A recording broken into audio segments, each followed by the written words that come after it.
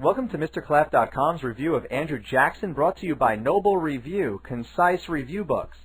Andrew Jackson was one of the strongest yet controversial presidents in American history. He was considered to be the common man that average citizens could relate to. Hailing from the West from the great state of Tennessee, Jackson was a national celebrity because he was a war hero during the War of 1812. Jackson very well could have been president in 1824, but a likely corrupt bargain prevented it. Because no one received the majority of the electoral votes, the House of Representatives had to choose the president.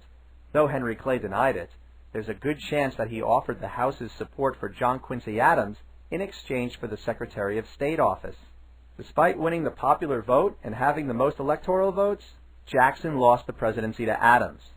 Though Jackson came back strong to win the election of 1828. Jacksonian democracy became a phrase used to describe the notion of bringing government to the people. It was exemplified in nominating conventions, as beginning in 1832, political parties began to allow people to choose who would run for president, rather than use a caucus system of party bosses. Besides the fact that Jackson was the common man, there are 4 major items to know about him. No bits. Jackson vetoed the National Bank, removed Native Americans, enforced the tariff, and exploited the spoils system. The spoils system was a practice that involved giving your political supporters cushy office jobs in government. Let's talk about the bank issue. Jackson vetoed the recharter of the Second Bank of the United States because he thought it benefited the rich, and he was suspicious of foreigners who owned stock in the bank. Furthermore, he didn't trust Nicholas Biddle, the head of the bank. He found him corrupt.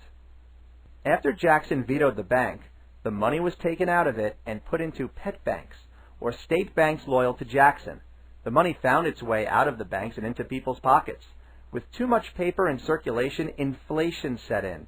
To control inflation, Jackson issued the Specie Circular Order in 1836, stating that federal lands had to be purchased in hard money or less readily available gold and silver. Banknotes then lost their value, and the economy spiraled out of control with the Panic of 1837. President Martin Van Buren was left to pick up the pieces.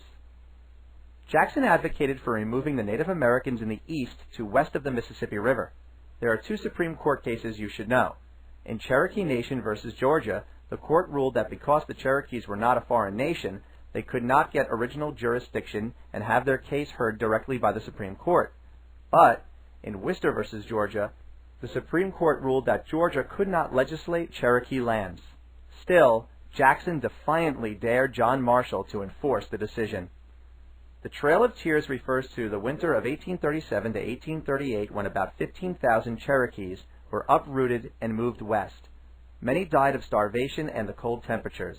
Though Jackson was no longer president, his agenda is associated with this removal. If anything threatened civil war to Jackson's administration, it was the tariff issue. The tariff raised the prices of imports intended to protect domestic American jobs. The South was against the tariff as they exported crops and wound up paying higher prices on finished goods. The 1828 tariff raised rates so high that it was nicknamed by Southerners as the Tariff of Abominations.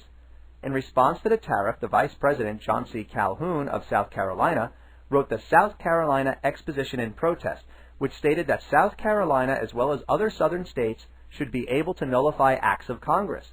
This was written in the same spirit of Jefferson and Madison's Kentucky and Virginia resolutions of 30 years prior.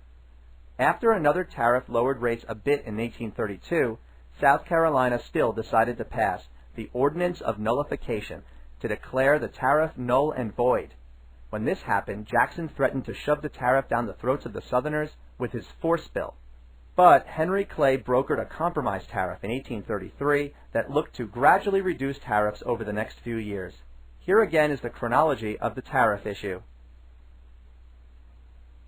For more review, you can find free flashcards and review sheets at MrClaff.com. We also invite you to check out Noble Review in both paperback and e-book formats. Best of luck on your tests.